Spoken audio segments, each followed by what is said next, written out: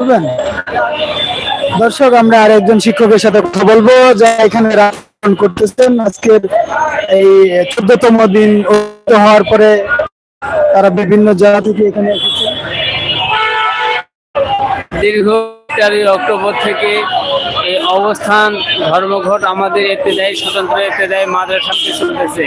এই ইবতেদায়ী মাদ্রাসা প্রাথমিক অবস্থায় একই কারিকুলামের রেজিস্টার প্রাইমারি এবং স্বতন্ত্র ইবতেদায়ী মাদ্রাসার 500 টাকা বিল সর্বপ্রথম ধার্য হয়।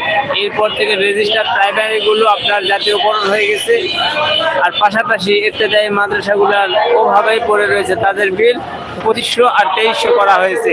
এই প্রাথমিক পর্যায়ে থেকে এভাবে মাদ্রাসাগুলো চলে আসতেছে। পাশাপাশি অনেক মাদ্রাসার ব্যাংক বাইজ এবং কোড নাম্বার রয়েছে।